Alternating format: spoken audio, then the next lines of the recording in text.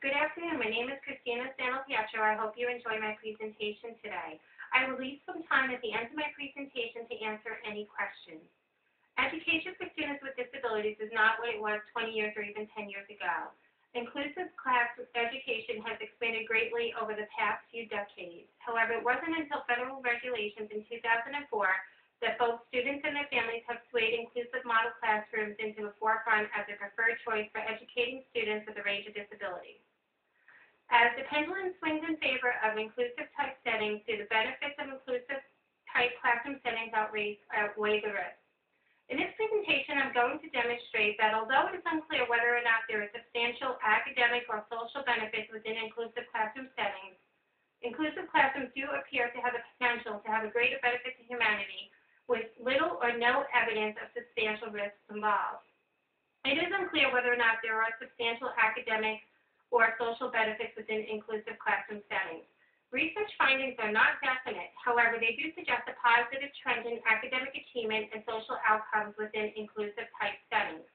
According to Hagen, Burke, the results revealed no statistical significant evidence to indicate that students' academic achievement varied based on inclusive versus non-inclusive placement. Other research literature appears to agree that there has been limited research performed on academic and social outcomes within inclusive type settings that document research in support of academic and social achievements in inclusive classroom is far from unanimous. Inclusive classrooms do appear to have the potential to have a positive benefit to humanity with little or no evidence of substantial risks involved. According to Sapon and Shiven, inclusive classrooms create students who are comfortable with differences, skilled at confronting challenging issues, and aware of their interconnectedness.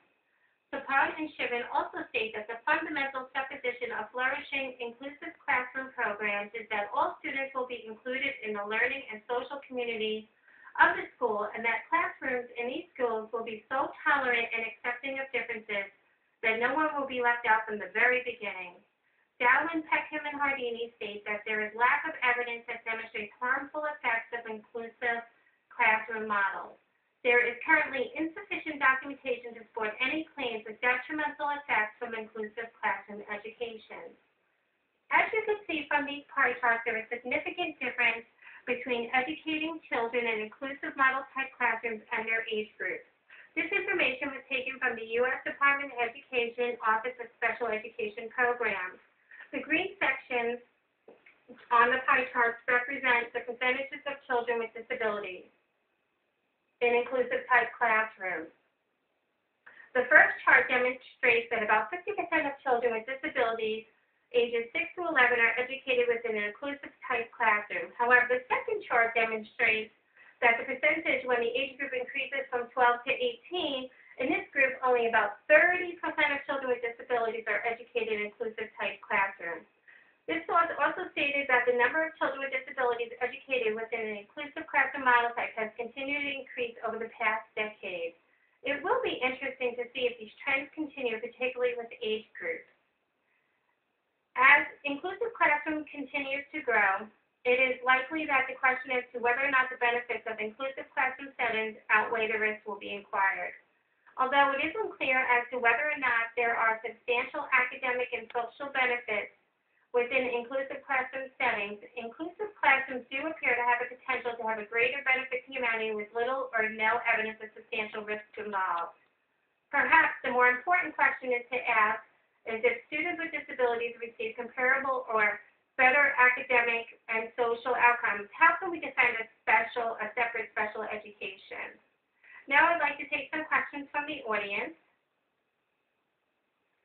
Why is inclusive education so controversial? Controversy regarding inclusive education appears to stem from a dilemma between the quest of academic excellence and the aspiration for providing quality education to all students. Is providing quality education to more students with complex and diverse a challenge just here in the U.S.? No, providing quality education to students with a complex and diverse needs appears to be a worldwide struggle, not just here in the United States. Thank you all and have a great day.